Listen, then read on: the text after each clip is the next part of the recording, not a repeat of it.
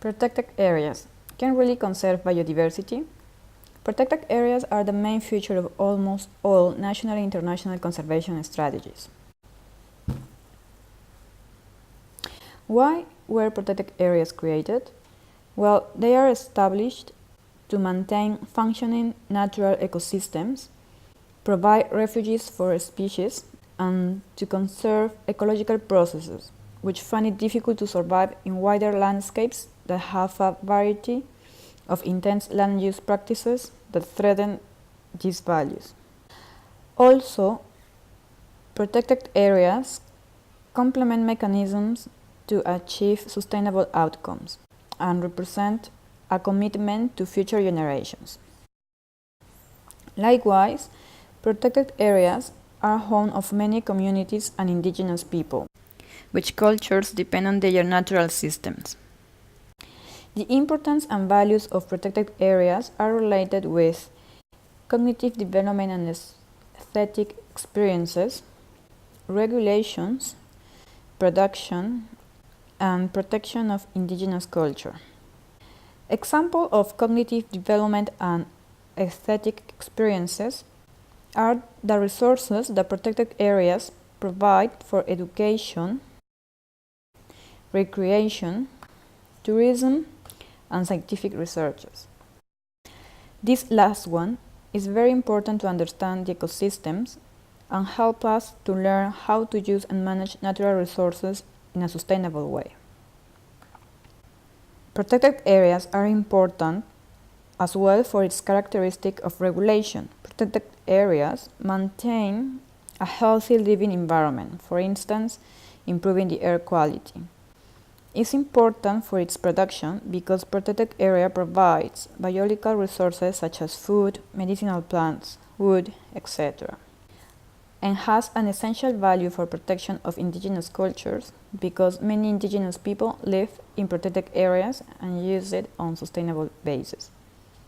The definition of protected areas by the IUCN, which is an important force in global nature conservation, is that protected area is a clearly defined geographical space, recognized, dedicated, and managed through legal or other effective means to achieve the long-term conservation of nature with associated ecosystem services and cultural values. However, in practice, the objectives of what protected areas have been created for many times just stay on paper. The establishment and management of protected areas are dynamic and extremely complex due to the number of variables and actors involved. It is worth noting that to characterize the establishment and implementation of protected areas as efficient in many cases depends on the results of the evaluation of its economic aspects, which for many countries weigh more than everything.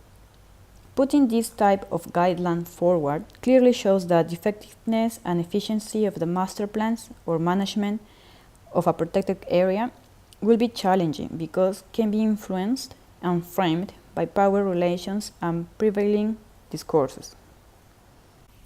For instance, there is the approval of cold port developments adjacent to the Great Barrier Reef region. As you can see in the map, minor, medium, and major ports are just next to the Great Barrier Reef, which is an international protected area. The Great Barrier Reef region is a World Heritage Area categorized by the UNESCO. This region is largely one of the world's best managed marine protected areas. However, activities outside but very close to this marine park, like coal exportation, are contributing to its decline. The governance of this protected area is very complex. For example, there is a spatial overlapping of jurisdictions between local, state, and Commonwealth, which is the Australian government, in the administration and regulation of port developments in the Great Barrier Reef. This map is centered on the port of Townsville and associated shipping lanes. Here, the state government of Queensland oversees the environment impact assessment process of the expansion of this port. However, at the same time, this expansion will potentially have significant impacts on many matters of national environmental significance, including the Great Barrier Reef World Heritage Area, and therefore requires approval from the Federal Environment Minister.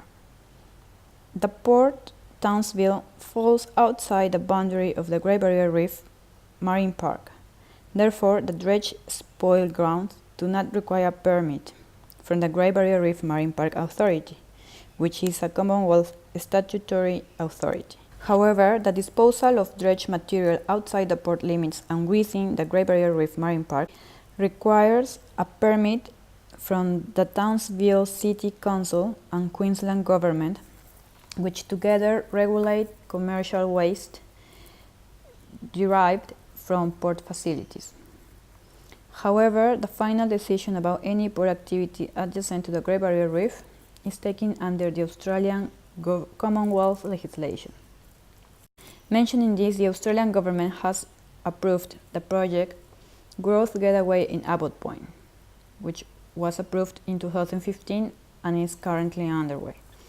This project consists in the construction of a second port that expects to increase the port capacity from 50 to 120 million tons per year. Furthermore, a couple of other projects, such as Townsville Port Expansion Project and Port of Gladstone Channel Duplication Project, are currently going through the environmental impact statement process. This issue highlights the lack of an effective protection and management of the Great Barrier Reef region by the Australian government, and shows the serious governance problems associated with the management of ports and shipping in the Great Barrier Reef. This is happening even despite of using international legislation to protect the Great Barrier Reef. Therefore, it seems that Australia, as many other countries, put economic and political interest above the interest for sustainable development. This issue shows as well that the simple design of protected areas does not ensure their survival, nor guarantee the social and economic benefits that derive from them. However, there is a hope to cope with this challenge, and it is to consider the inscription of the Great Barrier Reef on the list of World Heritage in Danger in order to demonstrate the priority of its conservation. Thank you.